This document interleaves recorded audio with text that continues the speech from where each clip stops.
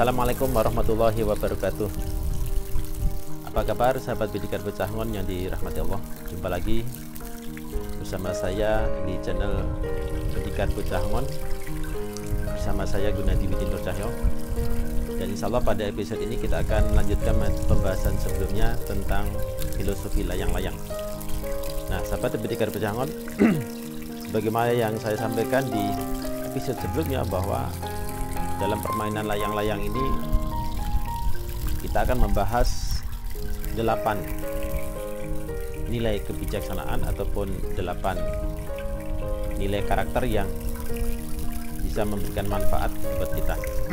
Nah, pada episode sebelumnya kita sudah membahas satu nilai kebijaksanaan, yaitu terbangkanlah layang-layang itu setinggi langit, gantungkanlah cita-cita setinggi langit, capailah target yang setinggi-tingginya. Namun jangan lupa menghadapi tantangan, karena semakin tinggi layang-layangan terbang, semakin keras angin menerpa. Nah pada episode ini kita akan lanjutkan dengan nilai kebijaksanaan yang kedua dan yang ketiga, ya, sekaligus karena ini berhubungan. Nah nilai kebijaksanaan yang kedua yang bisa kita ambil dari pelajaran dari permainan layang-layang adalah bahwa ketika layang-layang itu sudah terbang tinggi, maka kendali layang-layang ada pada tangan kita sebagai orang yang bermain layang-layang tersebut. Jadi kalau saya yang bermain layang-layang, saya yang menerbangkan layang-layang, berarti kendali layang-layang itu bukan di anginnya, kendali layang-layang itu bukan di benangnya, tetapi kendali layang-layang adalah di tangan orang yang menerbangkannya. Kalau saya yang menerbangkan layang-layang, berarti kendali layang-layang ada pada diri saya. Nah, kemudian nilai kebijaksanaan yang ketiga adalah ketika kita sudah pegang kendali, maka jangan lepas. Ya, kita harus tetap pegang kendali itu, apapun kondisinya, baik itu anginnya sedang kencang maupun angin tidak ada angin, jangan dilepas kendalinya. Karena kalau kita lepas kendalinya, maka layang-layang akan terbang tak tentu arah. Nah, sahabat Pendidikan Pecangon yang dirahmati Allah, di nilai kebijaksanaan yang kedua tadi, yaitu bahwa kendali ada pada diri kita. Di layang-layang itu kendalinya bukan di benangnya, bukan di anginnya, tetapi kontrolnya ada pada diri kita. Maka ini memberikan pelajaran bagi kita bahwa untuk bisa mengendalikan layang-layang, maka kita harus mengendalikan diri sendiri terlebih dahulu. Ya, jadi sebetulnya yang kita kendalikan itu bukan layang-layangnya, ya, apalagi anginnya. Kita nggak bisa mengendalikan angin. Yang bisa kita kendalikan adalah diri kita sendiri. Maka kalau kita bisa mengendalikan diri, maka layang-layang akan terbang dengan baik, ya, tidak kehilangan arah. Tapi ketika kita lepas kendali, ketika kita tidak bisa mengendalikan diri, maka layang-layang juga tidak akan bisa terkendali. Nah, sehingga pelajaran dari nilai kebijaksanaan yang kedua ini adalah bahwa kita harus bisa mengontrol diri, kita harus bisa mengendalikan diri. Nah, itulah nilai kebijaksanaan yang kedua atau nilai karakter yang kedua dari permainan layang-layang. Nah, bagi sahabat Pendekar Bocah Ngon yang setia mengikuti episode saya yang sebelumnya, maka sahabat akan ingat dengan salah satu episode saya membahas tentang filosofi sumpit. Nah, dalam pembahasan tentang filosofi sumpit, di situ sebetulnya juga sudah saya bahas bagaimana kita mengendalikan diri, bagaimana kita mengontrol diri. Nah, masih ingat sahabat, di dalam filosofi sumpit itu pelajarannya adalah bahwa ketika saya menegakkan jarum dengan menggunakan sumpit, maka ketika itu saya telah berhasil menemukan titik presisi. Jadi pelajaran yang diambil dari filosofi sumpit adalah temukan titik presisi. Nah, dalam hidup ini kita juga harus bisa menemukan titik presisi. Nah, sehingga berkaitan dengan filosofi layang-layang tadi, bagaimana kita bisa mengendalikan diri kita, kita harus menemukan titik presisi. Kalau layang-layang ini yang bisa kita kendalikan adalah kapan saatnya kita mengulur benang dan kapan saatnya kita menarik. Jadi ada saatnya kita ulur, ada saatnya kita tarik. Nah, presisi ketika kita bermain layang-layang adalah kapan saatnya kita mengulur, kapan saatnya kita menarik. Nah, itu kita harus paham. Jangan sampai saatnya layang-layang harus ditarik kita malah ulur, yang saatnya harus diulur malah kita tarik.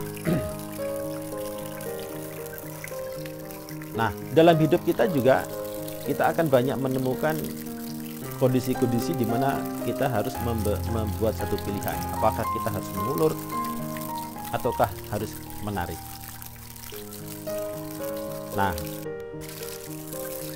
Nah, itu tergantung bagaimana sikap kita, kondisi kita, dan pemahaman kita.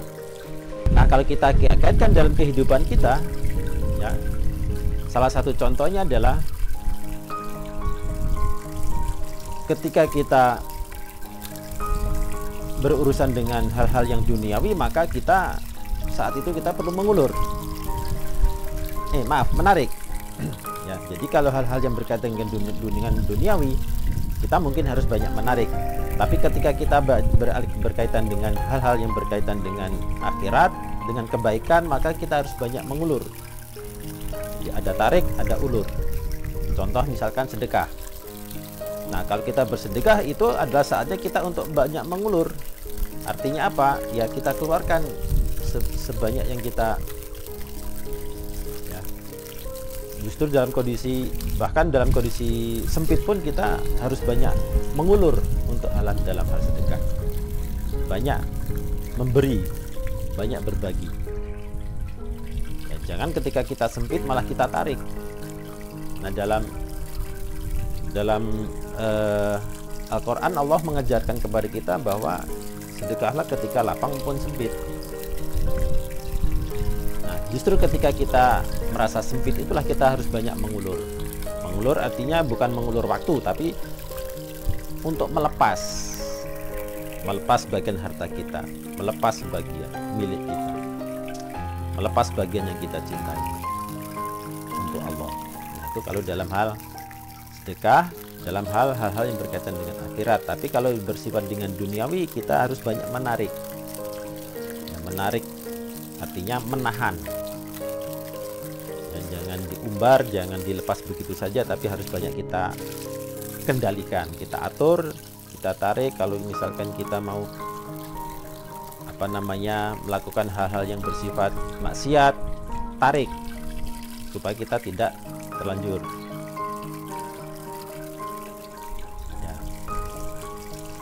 Melihat makanan terletak di meja yang nggak tahu siapa pemiliknya, walaupun makanan itu halal, mau kita makan, tahan, tarik. Ya, memang makanannya halal, tetapi ini bukan milik kita. Nah, itu tarik ulur. Salah satu contoh dalam kehidupan kita harus banyak menarik, tarik ulur ya. Kapan saatnya menarik, kapan saatnya mengulur. Nah, Pada episode ini mungkin sedikit akan bisa saya tambahkan sahabat, selain dari pelajaran dari filosofi sumpit, maka di episode ini saya akan sedikit tambahkan berkaitan dengan kontrol diri tadi.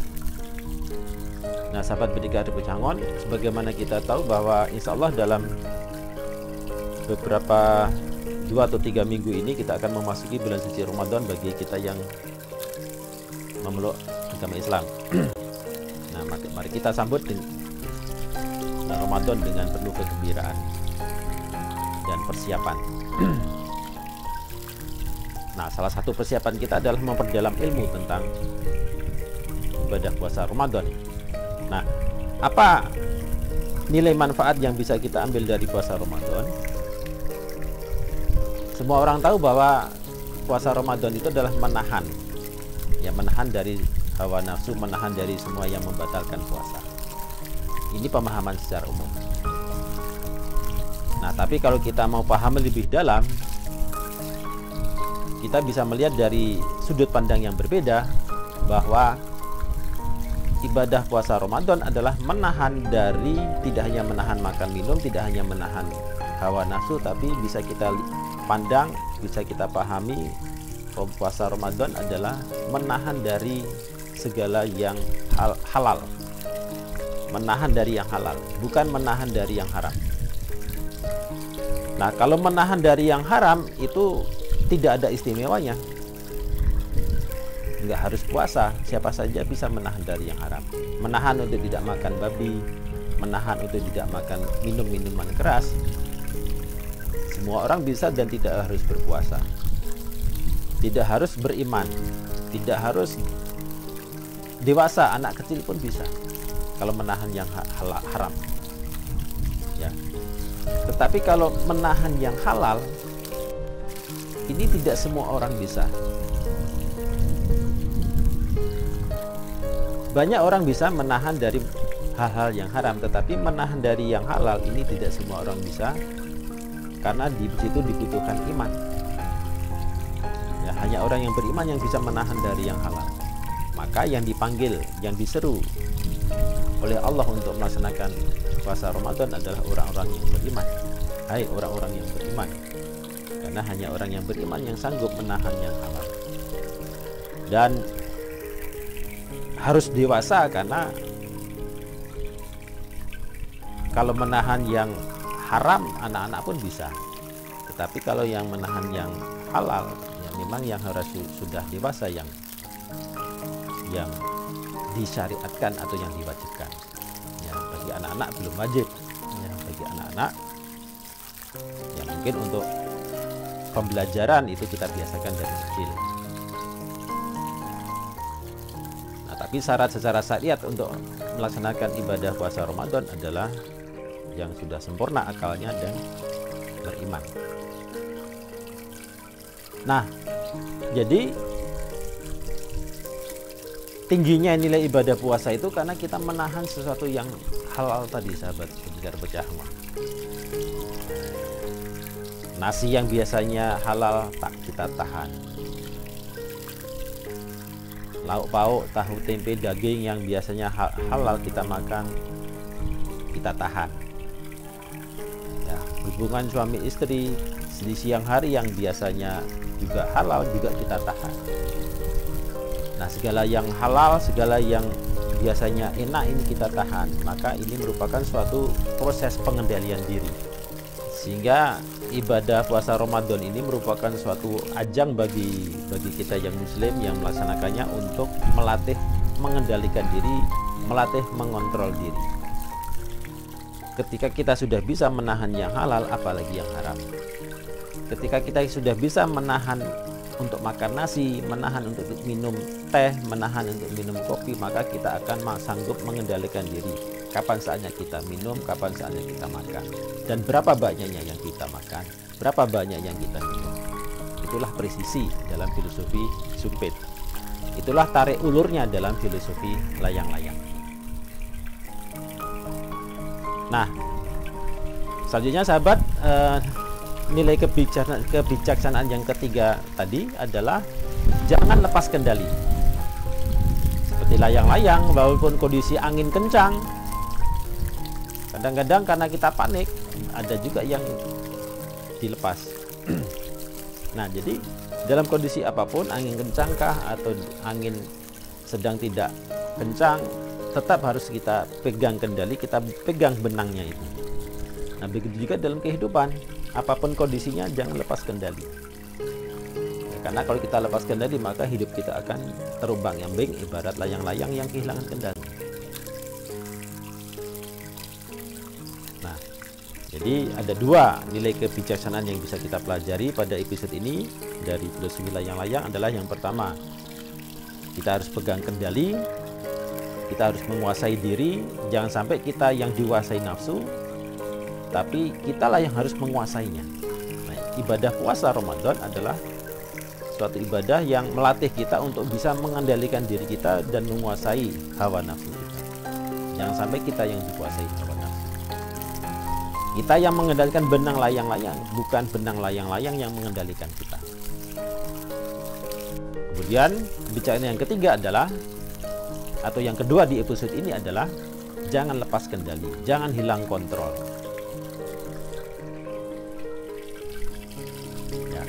Jangan lepaskan diri, jangan hilang kontrol. Bagaimana caranya supaya kita tidak lepas kendali dan tidak lepas kontrol? Maka kita harus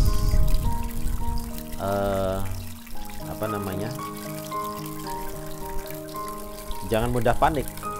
Nah, ini berkaitan juga dengan dua episode sebelumnya pembahasan kita tentang filosofi Jawa, yaitu ojo kagetan, ojo gumunan.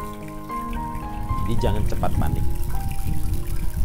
Kita harus menguasai diri kita sehingga kendali tidak kita lepas.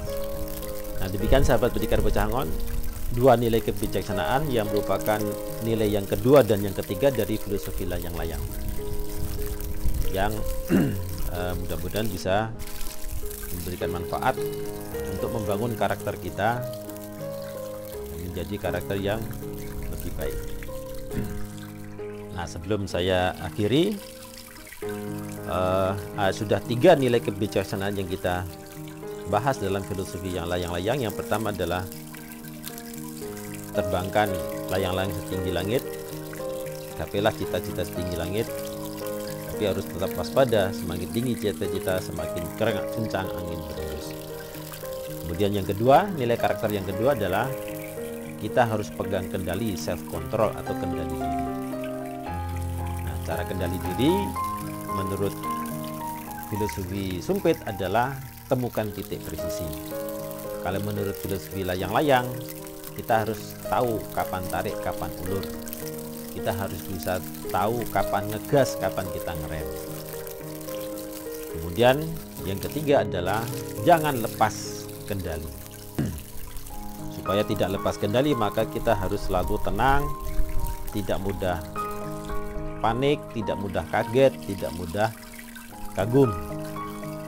Bagaimana pelajaran kita di episode sebelumnya tentang ojo gumunan dan ojo kagetan. Nah, demikian sahabat, mudah-mudahan bermanfaat. Insyaallah kita lanjutkan pada episode sebelumnya dengan nilai-nilai kebijaksanaan yang berikutnya. Ya, kita baru tiga nilai kebijaksanaan yang kita bahas. Masih ada 5 lagi yang kita lanjutkan pada episode yang akan datang.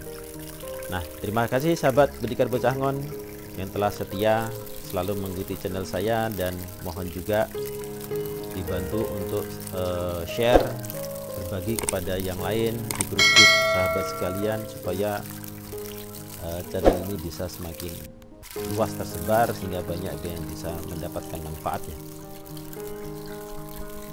Dan sahabat, doakan terus, mudah-mudahan kita semua selalu dijaga oleh Allah supaya kita semua bisa segera terbebas dari wabah corona ini, COVID-19.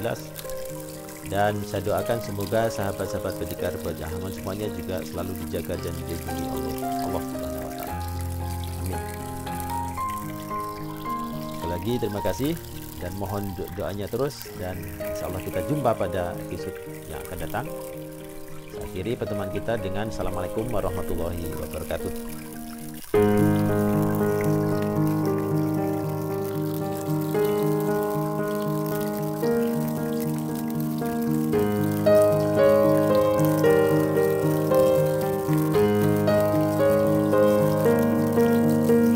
kalau kita kaitkan dengan ibadah, maka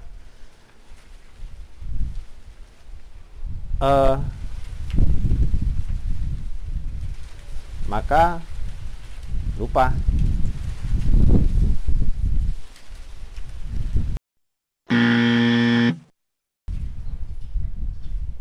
Kalau semua orang bisa menahan tidak makan makanan yang haram, bingung.